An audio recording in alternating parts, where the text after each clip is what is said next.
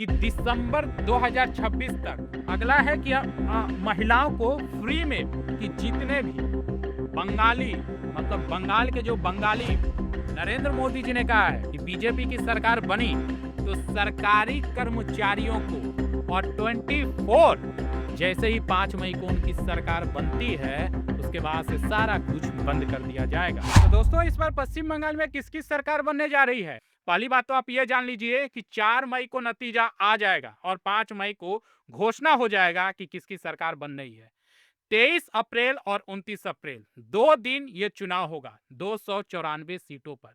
और कौन बाजी मारेगा? वैसे अगर देखा जाए तो कांग्रेस भी फुल सीटों पे चुनाव लड़ रही है, लेकिन उसका खाता खुल जाए यही बहुत बड़ी बात होगी। लेकिन यहाँ चुनाव दो लोगों के बीच चुनाव हो रहा है, मतलब दो पार्टियों के बीच में, टीएमसी और बीजेपी। अमित शाह ने कहा है कि भाई हमारी सरकार अगर बनती है बीजेपी की तरफ से तो पश्चिम बंगाल में जो है सरकार चलेगी तो बंगाल से ही चलेगी, दिल्ली से नहीं। और अगर ममता बनर्जी कह रही है कि अगर उनकी सरकार आ गई तो भाई दिल्ली से सरकार चलेगी, तो अमित शाह ने इसके ऊपर कहा है कि ठीक है, दिल्ली तो फिर भी बेहतर है, कम से कम बांग्लादेश से तो सत्ता नहीं चलाई जाएगी ना। क्योंकि यहाँ पर पश्चिम बंगाल में आप देख सकते हैं क्या लिखा हुआ है, यहाँ देखिए, पश्चिम बंगाल में सरकार चलेगी दिल्ली से या बंगाल से, तो बंगाल से ही चलेगी, ये अमित शाह ने खुद कहा है। दूसरा देखिए, दूसरा यह है कि अमित शाह ने कहा है कि दिसंबर 2026 तक, ध्यान से देखिए, दिसंबर 2026 तक सरकारी नौकरी सभी बेरोजगार उन सभी लोगों को मिलेगा जो भी रिक्त स्थान बचे हुए हैं जो ममता बनर्जी ने पूरा नहीं किया, और साथ में बिना पैसे का। एसएससी घोटाला तो आपको पता है पश्चिम बंगाल में कितना बड़ा स्कैंडल हुआ।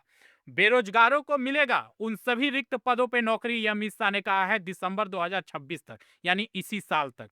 अच्छा, अगला देखिए, अगला है कि महिलाओं को फ्री में बस सेवा, परिवहन पूरी तरीके से फ्री किया जाएगा, और ट्रेन और सड़क ये मुफ्त होगा। यानी महिलाओं को एक तरह का कार्ड बनाया जाएगा जो फ्री सेवा उपलब्ध कराया जाएगा। ये अमित शाह ने महिलाओं को जो है, देख सकते हैं, परिवहन सेवा फ्री कर दिया है। ठीक है, अगला देखिए, अगला घोषणा ये है कि बीजेपी के जो अमित शाह हैं उन्होंने कहा है कि आरोप लगा है, आरोप आपने वीडियो देखा होगा, हुमायूं कबीर का एक वीडियो जारी किया गया टीएमसी की तरफ से, और टीएमसी कह रही है कि 1,000 करोड़ रुपए बीजेपी ने दिया है। किसको दिया है? हुमायूं कबीर और असदुद्दीन ओवैसी दोनों को 1,000 करोड़ रुपए दिए गए हैं, ये टीएमसी का आरोप है, देख सकते हैं आप। और ये वीडियो भी आप लोगों ने देखा होगा, जिसमें, और ये वीडियो भी जारी किया गया है टीएमसी की तरफ से। तो इस पे अमित शाह ने क्या कहा है? अमित शाह ने कहा है कि भाई ममता बनर्जी ऐसा 2,000 वीडियो जारी कर सकती है, यानी ये जो वीडियो जारी किया गया है, बनाया गया है, वो टीएमसी ने खुद बनवाया है। और हुमायूं कबीर की अगर बात करें ना, तो अमित शाह ने कहा है कि भाई जो बाबरी मस्जिद के बारे में बात करता हो, बाबरी मस्जिद का निर्माण करने की बात हो, तो भाई हम 20 साल तक विपक्ष में बैठने को तैयार हैं, लेकिन हुमायूं कबीर के साथ कभी गठबंधन नहीं किया जाएगा। तो जो बाबरी मस्जिद बनाएगा उसके साथ तो वो कैसे कोई कुछ कर सकता है, और 1,000 करोड़ रुपया कैसे दे सकता है? मुझे भी एक समय में ऐसा ही लगा था, बाद में पता चला कि ये वीडियो बनवाया गया है। अगला देखिए, अमित शाह ने कहा है कि जितने भी बंगाली, मतलब बंगाल के जो बंगाली बेरोजगार है ना, उनको 3,000 रुपया आर्थिक सहायता किया जाएगा, और टीएमसी 1,500 रुपया देगी। तो आप इससे अंदाजा लगाइए, टीएमसी अगर सरकार बनती है तो सभी बेरोजगारों को 1,500 रुपया मिलेगा, लेकिन वहीं अगर बीजेपी की सरकार बनती है तो उनको 3,000 रुपया दिया जाएगा, ये अमित शाह ने घोषणा किया है। तो आप समझ सकते हैं कि दोगुना पैसा बीजेपी की सरकार देगी बेरोजगार युवाओं को। अगला देखिए, नरेंद्र मोदी जी ने कहा है कि बीजेपी की सरकार बनी तो सरकारी कर्मचारियों को 7th पे कमीशन लागू कर दिया जाएगा। आप लोग सोच रहे होंगे कि बंगाल में कौन सा पे कमीशन चल रहा है भाई साहब, तो 6th पे कमीशन चल रहा है भाई साहब। और आपको बता दें ये भी 2016 में ही जारी किया गया था अब तक। और केंद्र सरकार की सरकार जो है, जितने भी कर्मचारी हैं उनको जो है 7th पे कमीशन लागू है। 7th पे कमीशन का मतलब ये हुआ कि महंगाई के हिसाब से उनका जो है वेतन भी बढ़ाया जाएगा, और सारा कुछ दिया जाएगा, वेतन में अपडेट होगा। लेकिन टीएमसी अभी भी 6th पे कमीशन पे चल रही है, तो ये नरेंद्र मोदी जी ने घोषणा किया है। अगला देखिए, अमित शाह ने कहा है, घटना आपको तो याद ही होगा, डॉक्टर महिला के साथ क्या हुआ था और उसकी हत्या कर दी गई थी, आपको तो याद ही होगा। उसी पर अमित शाह ने कहा है कि सभी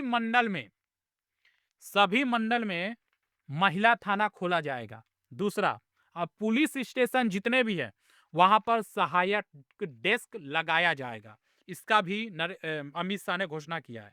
और 24/7 हर मतलब कभी भी ये बंद नहीं होगा। 24 घंटे सहायक जो है महिलाओं के लिए रहेगा। ममता बनर्जी ने कहा था ना कि फैमिली वाले को, उनके पेरेंट जो होते हैं, लड़कियों की जो पेरेंट है, उनको रात में बाहर नहीं जाना देना चाहिए। ये ममता बनर्जी ने कहा था, जिसके बाद से हड़कंप मच गया था।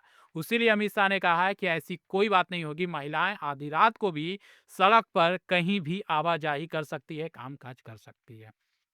अगला देखिए, अमित शाह ने आखिरी बार जो घोषणा किया है कि घुसपैठियां बाहर होंगे, एक एक को चुनकर हम बाहर निकालेंगे पश्चिम बंगाल से। और जो गौ तस्करी का जो केंद्र बना हुआ है पश्चिम बंगाल, जहां से सारा कुछ स्टार्ट होता है, वो सारी चीजों को वो जो है, जैसे ही 5 मई को उनकी सरकार बनती है, उसके बाद से सारा कुछ बंद कर दिया जाएगा। और आपको बता दें कि बीजेपी की सरकार जो है अगर बनती है तो यहाँ पर एक बंगाली ही सीएम होगा। और बीजेपी के साथ, यानी कि प्राइम मिनिस्टर, दिल्ली से जो सरकार चल रही है पूरे देश में, वो और बंगाल के सीएम मिलकर सारे चीजों को जो है अपडेट कर देंगे और पूरे पश्चिम बंगाल को ही बदल के रख देंगे, एक नई ऊंचाई पर लेके जाएंगे। तो ये थी कुल मिलाकर 8 सबसे बड़ी घोषणाएं। और आप ये डिसाइड करें कि किसकी सरकार इस बार बनने वाली है। नीचे कमेंट बॉक्स में अपना राय जरूर नीचे दीजिएगा। फिलहाल इस वीडियो में इतना ही रखते हैं। बाकी की बड़ी खबरों की जानकारी के लिए चैनल को सब्सक्राइब करें और बेल घंटे को दबाएं। धन्यवाद।